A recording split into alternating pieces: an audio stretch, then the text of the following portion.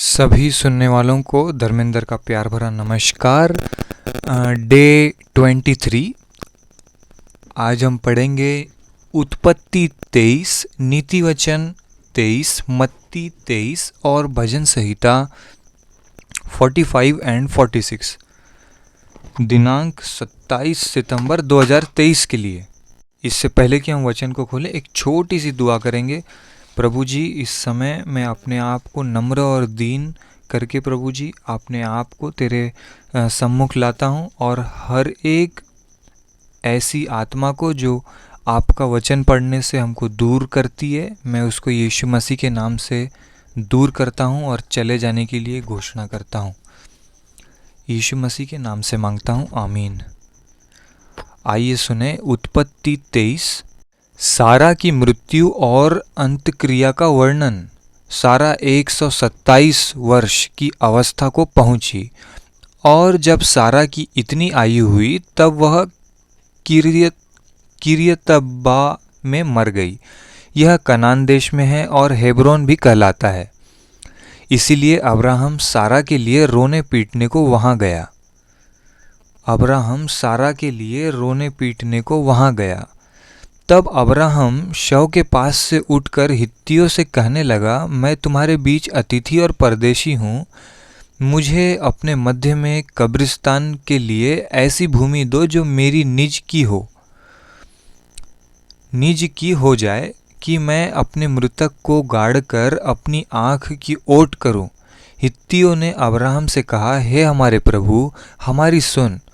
तू तो हमारे बीच में बड़ा प्रधान है। हमारी कब्रों में से जिसको तू चाहे उसमें अपने मृतक को गाड़। हम में से कोई तुझे अपनी कब्र के लेने से न रोकेगा, कि तू अपने मृतक को उसमें गाड़ने न पाए। तब अब्राहम उठकर खड़ा हुआ और हित्तियों के सम्मुख, जो उस देश के निवासी थे, दंडवत करके कहने लगा, यदि तुम्हारी यह इच्छा हो कि मैं अपने मृतक को गाड़कर अपनी आँख की ओट करूं, तो मेरी प्रार्थना है कि सोहर के पुत्र एप्रोन से मेरे लिए विनती करो कि वह अपनी मकपेला वाली गुफा, जो उसकी भूमि की सीमा पर है, उसका पूरा दाम लेकर मुझे दे दे, कि वह तुम्हारे बीच कब्रिस्तान के लिए मेरी निज भूमि हो जाए।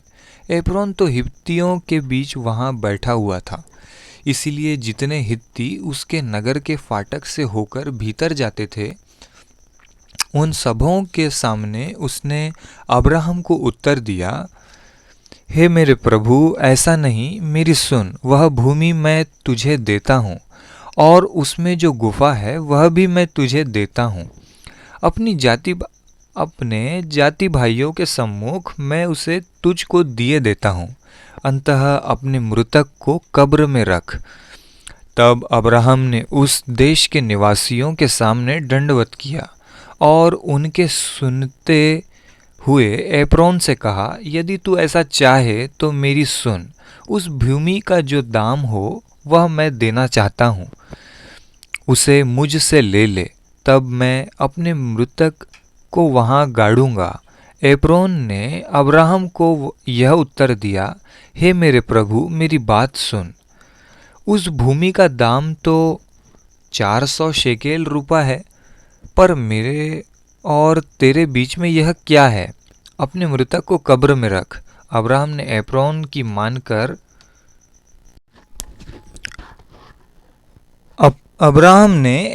की मानकर उसको उतना रुपया तौल दिया जितना उसने हित्तियों के सुनते हुए कहा था, अर्थात 400 ऐसे शेकेल जो व्यापारियों में चलते थे। इस प्रकार एप्रोन की भूमि, जो ममरे के सम्मुख मकपेला में थी, वह गुफा समेत और उन सब वृक्षों समेत भी जो उसमें और उसके चारों और सीमा पर थे, जितने हित्ती और उसके नगर के फाटक से होकर भीतर जाते थे, उन सबों के सामने अब्राहम के अधिकार में पक्की रीति से आ गई। इसके पश्चात अब्राहम ने अपनी पत्नी सारा को उस मकपेला वाली भूमि की गुफा में, जो ममरे के अर्थात हेब्रोन के सामने कनान देश में है, मिट्टी दी।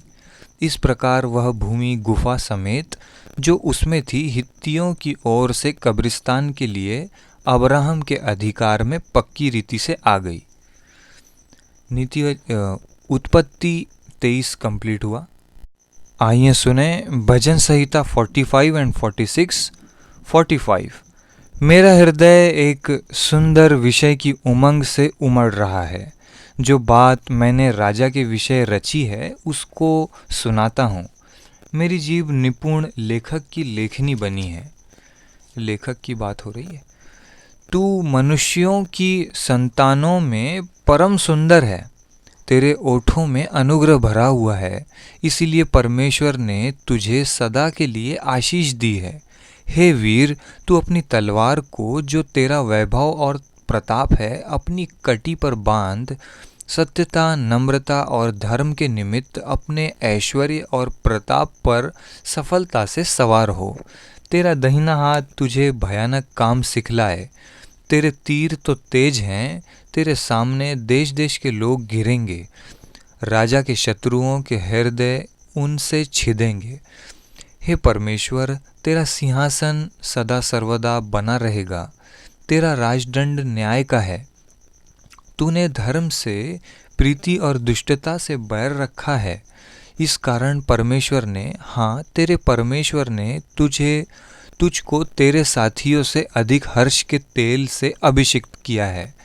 तेरे सारे वस्त्र गंधरस, अगर और तेज से सुगंधित हैं। तू हाथी दांत के मंदिरों में तार वाले बाजों के कारण आनंदित हुआ है। तेरे प्रतिष्ठित स्त्रियों में राजकुमारियां भी हैं। तेरी दाहिनी ओर पटरानी ओपीर और के कुंदन से विभूषित खड़ी हैं। हे राजकुमारी, सुन और कान लगाकर ध्यान दे। अपने लोगों और अपने पिता के घर को भूल जा, और राजा तेरे रूप की चाह करेगा, क्योंकि वह तो तेरा प्रभु है। तू उसे दंडवत कर। सोर की राजकुमारी की भेंट करने के लिए उपस्थित होगी। सोर की राजकुमारी भी भेंट करने के लिए उपस्थित होगी। प्रजा के धनवान लोग तुझे प्रसन्न करने का यत्न करेंगे। राजकुमारी महल में अति शोभायमान है। उसके वस्त्र में सुनहले बूटे कड़े हुए हैं। वह बूटेदार वस्त्र पहने हुए राजा के पास पहुंचाई जाएगी। जो कुमारियां उसकी सहेलियां हैं, वे उसके पीछे पीछे चलती हुई तेरे पास पहुंचाई जाएगी। वे आनंदित और मगन होकर पहुंचाई जाएगी, और वे राजा के महल में प्रवेश करेगी। तेरे पितरों के स्थान पर तेरे पुत्र होंगे, जिनको तू सारी पृथ्वी पर हाकिम ठहराएगा। मैं ऐसा करूँगा कि तेरे नाम की चर्चा पीढ़ी से पीढ़ी तक होती रहेगी। इस कारण देश देश के लोग सदा सर्वदा तेरा धन्यवाद करते रहेंगे। 46। परमेश्वर हमारा शरण स्थान और बल है, संकट में अति सहज से मिलने वाला सहायक। इस कारण देश देश के लोग सदा सर्वदा तेरा धन्यवाद करते रहेंगे।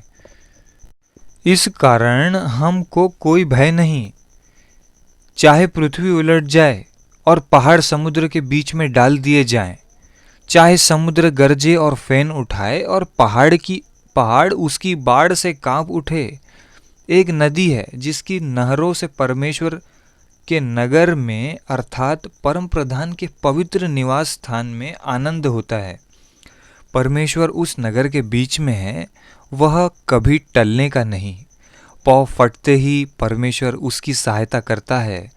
जाति जाति के लोग झल्ला उठे, राज्य राज्य के लोग डगमगाने लगे। वह बोल उठा और पृथ्वी पिघल गई। सेनाओं का यहोवा हमारे संग है, याकूब का परमेश्वर हमारा ऊंचा गढ़ है। आओ, यहोवा के महाकर्म देखो कि उसने पृथ्वी पर कैसा कैसा उजाड़ किया है। वह पृथ्वी की छोर तक की लड़ाइयों को मिटाता है। वह धनुष को तोड़ता और भाले को दो टुकड़े कर डालता है और रथों को आग में झोंक देता है।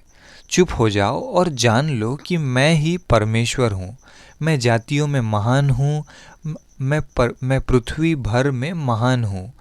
सेनाओं का यहोवा हमारे संग है, याकूब का परमेश्वर हमारा ऊंचा गढ़ है। 46 भजन संहिता समाप्त हुआ। आइए सुने नीति वचन 23। जब तू किसी हाकिम के संग भोजन करने को बैठे तब इस बात को मन लगाकर सोचना कि मेरे सामने कौन है, और यदि तू अधिक खाने वाला हो तो थोड़ा खाकर भूखा उठ जाना। उसकी स्वादिष्ट भोजन वस्तुओं की लालसा न करना, क्योंकि वह धोखे का भोजन है। धनी होने के लिए परिश्रम न करना, अपनी समझ का भरोसा छोड़ना। क्या तू अपनी दृष्टि उस वस्तु पर लगाएगा जो है ही नहीं? अमेजिंग। वह उकाब पक्षी के समान पंख लगाकर निसंदेह आकाश की ओर उड़ जाता है। जो डाह से देखता है उसकी रोटी न खाना, और न उसकी स्वादिष्ट भोजन वस्तुओं की लालसा करना, क्योंकि जैसा वह अपने मन में विचार करता है वैसा वह आप है। वह तुझसे कहता तो है खा पी, परंतु उसका मन तुझसे लगा नहीं। जो कौर तूने खाया हो उसे उगलना पड़ेगा, और तू अपनी मीठी बातों का फल खोएगा। मूर्ख के सामने न बोलना, नहीं तो वह तेरे बुद्धि के वचनों को तुच्छ जानेगा।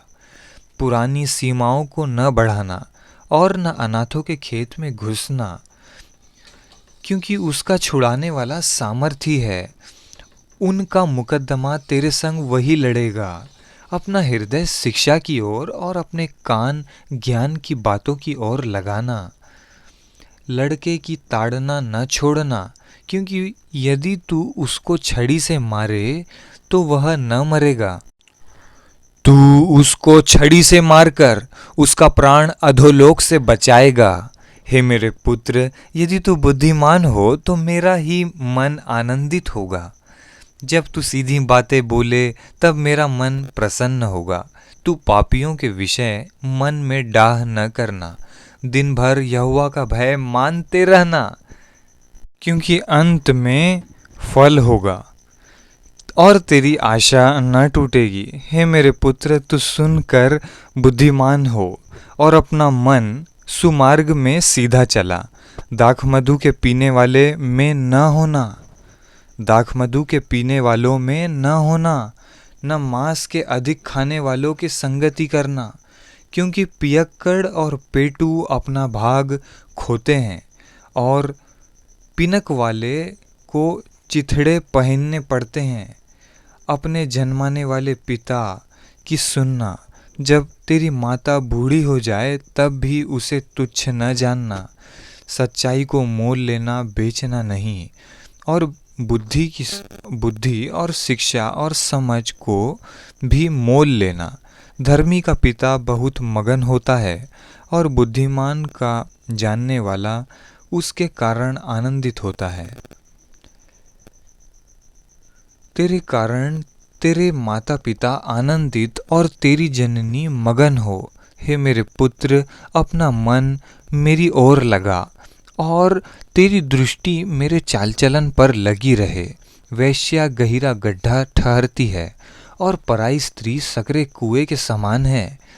वह डाकू के समान घात लगाती है और बहुत से मनुष्यों को विश्वासघाती कर देती है। कौन कहता है हाय, कौन कहता है हाय हाय? कौन झगड़े रगड़े में फंसता है? कौन बकबक करता है? किसके अकारण घाव होते हैं? किसकी आंखें लाल हो जाती हैं? उनकी जो दाखमधु देर तक पीते हैं और जो मसाला मिला हुआ दाखमधु ढूंढने को जाते हैं। जब दाखमधु लाल दिखाई देता है और कटोरे में उसका सुंदर रंग होता है, और जब वह धार के साथ उंडेला जाता है, तब उसको न देखना, क्योंकि अंत में वह सर्प के समान डसता है और करैत के समान काटता है। तू विचित्र वस्तुएं देखेगा और उल्टी सीधी बातें बकता रहेगा। ये देखो, पीने के बाद में आदमी का रिजल्ट, जो दारू है वो सांप के समान डसेगी, कहता है वचन, नीति वचन। और ऐसी विचित्र वस्तुएं देखेगा और उल्टी सीधी बातें बकता रहेगा, कुछ भी बोलेगा दारू पीने के बाद। आइए सुने आगे 34, नीति वचन 23 का 34।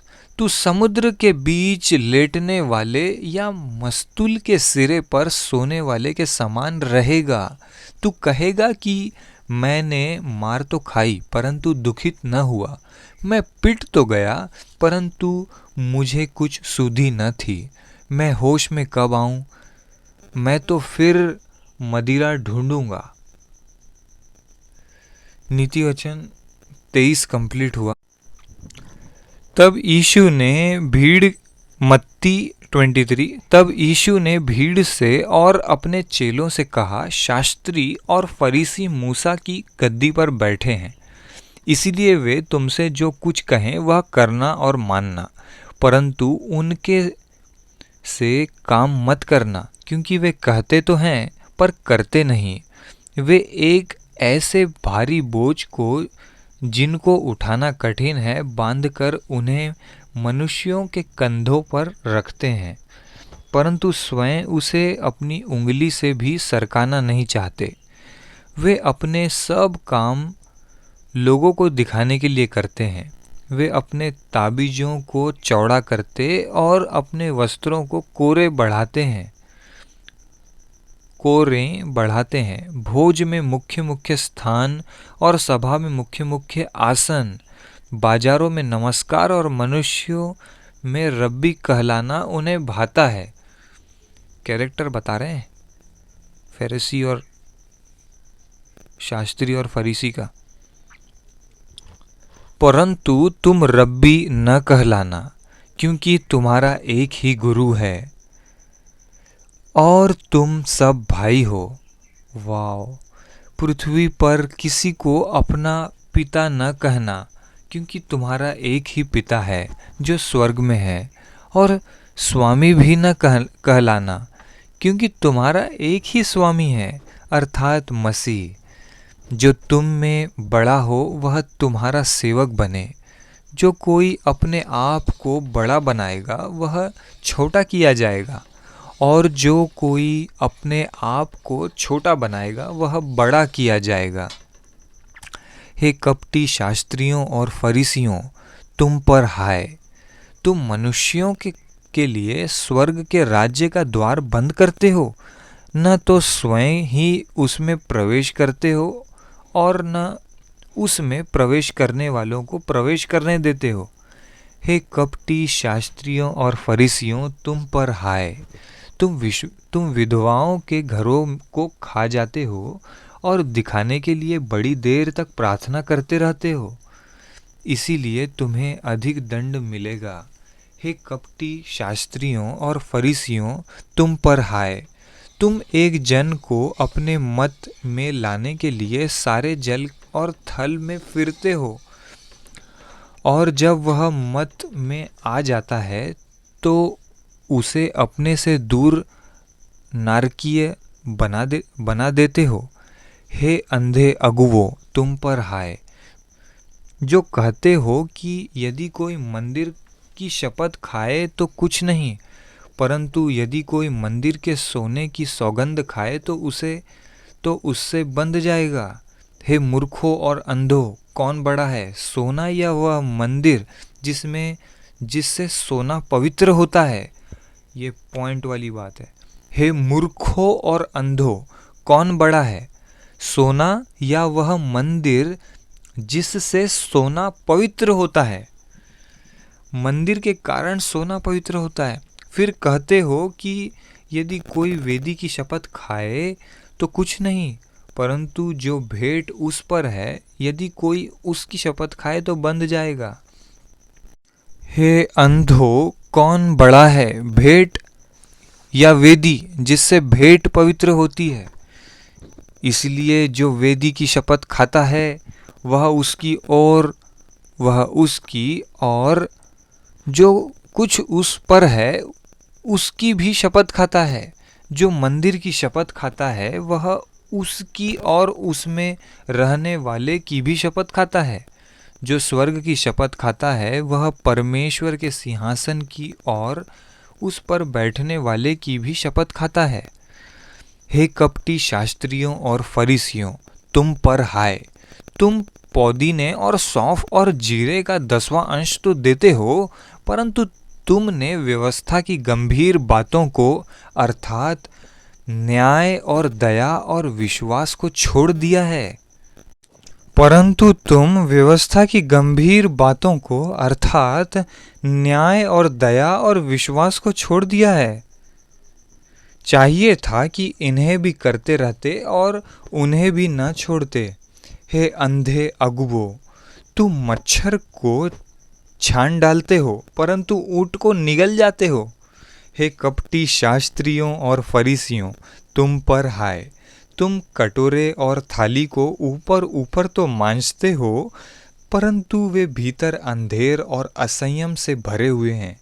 हे अंधे फरीसी, पहले कटोरे और थाली को भीतर से मांज कि वे बाहर से भी स्वच्छ हों।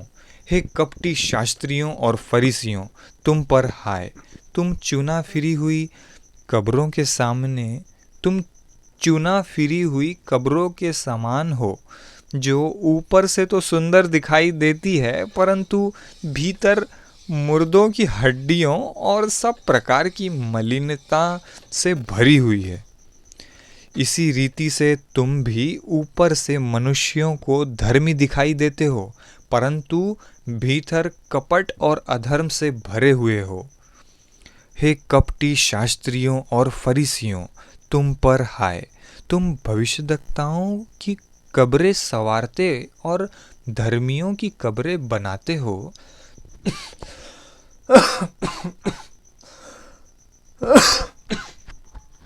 और कहते हो, यदि हम अपने बाप दादों के दिनों में होते तो भविष्यद्वक्ताओं की हत्या में उनके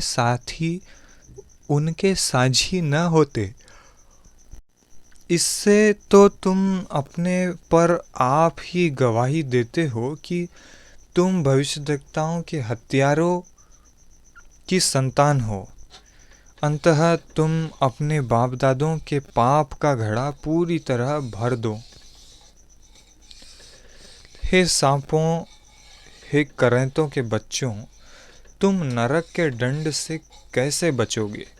इसीलिए देखो, मैं तुम्हारे पास भविष्यद्वक्ताओं और बुद्धिमानों और शास्त्रियों को भेजता हूँ, और तुम उनमें से कुछ को मार डालोगे और क्रूस पर चढ़ाओगे, और कुछ को अपने आराधनालयों में कोड़े मारोगे और एक नगर से दूसरे नगर में खदेड़ते फिरोगे, जिससे धर्मी हाबिल से लेकर बिरिक्याह के पुत्र जकर्याह तक, जिसे तुमने मंदिर और वेदी के बीच में मार डाला था, जितने धर्मियों का लहू पृथ्वी पर बहाया गया है, वह सब तुम्हारे सिर पर पड़ेगा।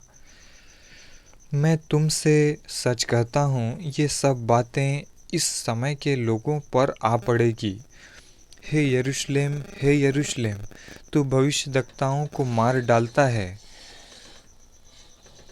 और जो तेरे पास भेजे गए उन पर पथराव करता है।